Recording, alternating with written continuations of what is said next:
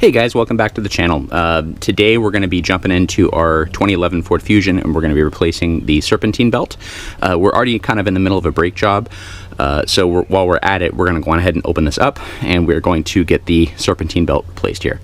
In order to do this right here, there is a service cover with about 5 or 6 little plastic clips in here we're going to need to pull off, and then from there we should have access to be able to get in and swap that out. In order to pop these clips off, there's a little spot you can slide your screwdriver into and give it a little twist and it should pop it on out right here.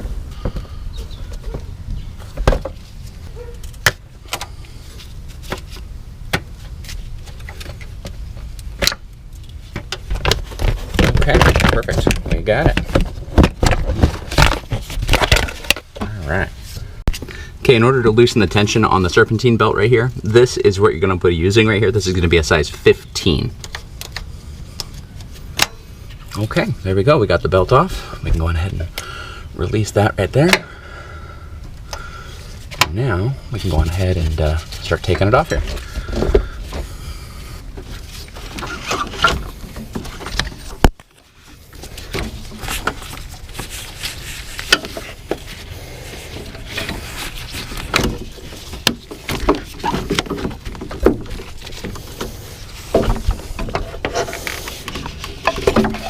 There we go.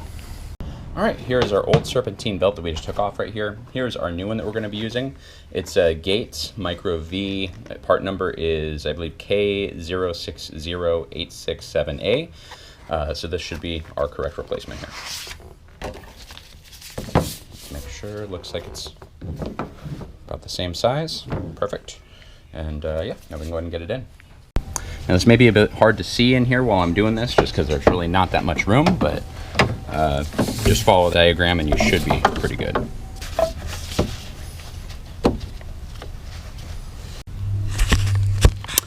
All right, I don't know how well you guys can see up in here, but we finally got everything kind of routed around how we want it right here.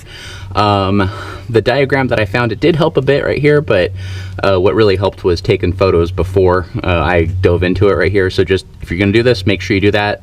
Find a good diagram online and then try tackling it here. But I think I got it right here, so we're gonna go on ahead and put this last part on and we should be good.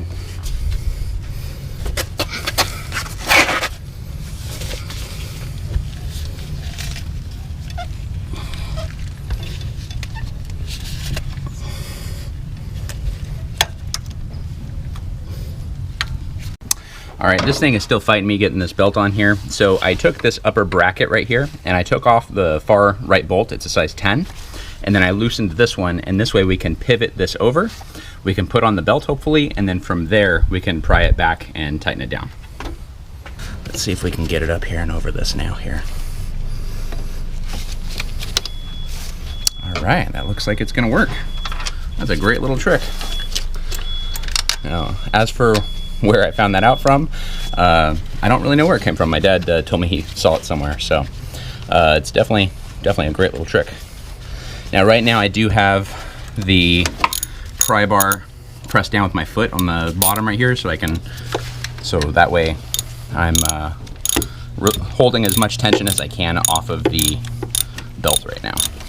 If you do have an extra set of hands, it would definitely be helpful on this though. Okay, that should be it.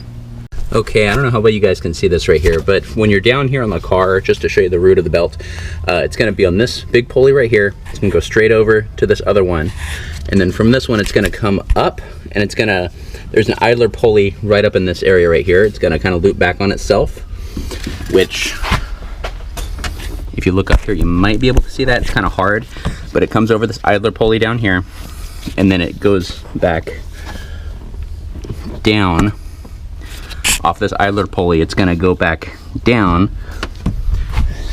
and then it's going to connect over to this right here, which is your adjuster right here that you can bend off to the side, and then from there it goes up around your alternator, and then there's another,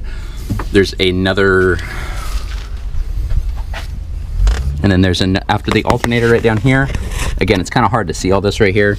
There is another idler pulley right kind of in the middle right here, and then that comes back up and wraps around this, and then it continues on to the bottom. So that's kind of the routing on it. Again, before you do this, look at it, take lots and lots of pictures, and then go ahead and tackle it. The pictures are definitely what saved me on this right here, so definitely make sure you do that.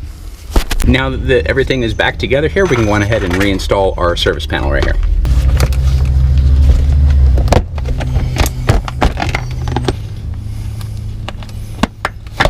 And then push it in, and that locks it. So that is how we replace the Serpentine belt on a 2011 Ford Fusion with a 2.5 liter engine. Hope you guys enjoyed the video. If you did like it, please make sure you give it a thumbs up and subscribe to the channel. And if you guys are interested in that Serpentine belt, I will have a link in the description below for you.